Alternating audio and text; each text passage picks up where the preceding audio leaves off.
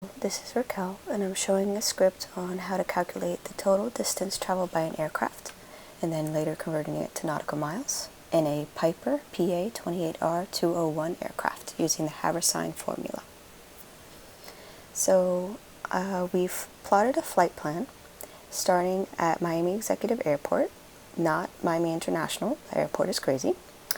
And we will be landing in St. Thomas in Ontario, Canada.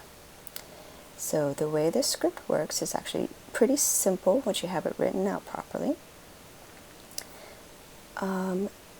These here are the FAA identifiers for each airport. They have no significance with the code.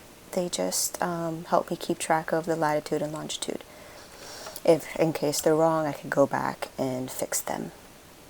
So we lift off at about the altitude of 10 feet. Latitude and longitude are stated here.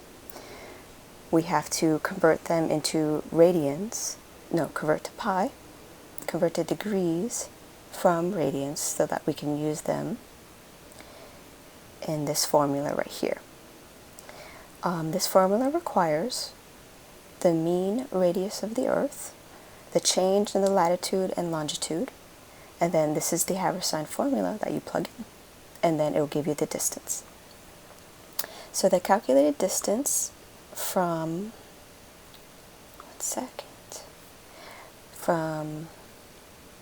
Miami Executive to Leamington Airport using the Haversine was found to be 69.72 nautical miles.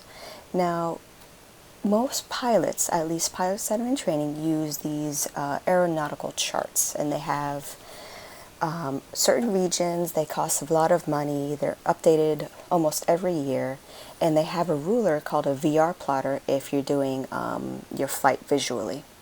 And a friend of mine who did it with all the techniques that they are taught, he got 69 nautical miles as well. So this is actually really nice. It's fairly accurate. So we're going to continue this process for each leg of the trip. So it sounds a bit excessive, but this is actually very common, and this is what they do. And it helps them to prevent themselves from flying into restricted airspace or congested airspace, or if there's a weather issue, they can avoid it by going to different checkpoints. So this is a VOR.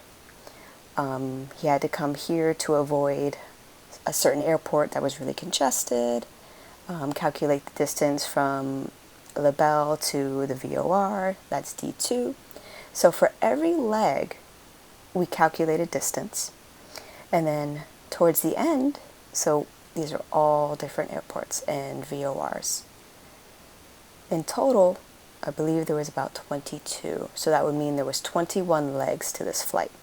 Okay, so let's run this script and then you can see what's going on.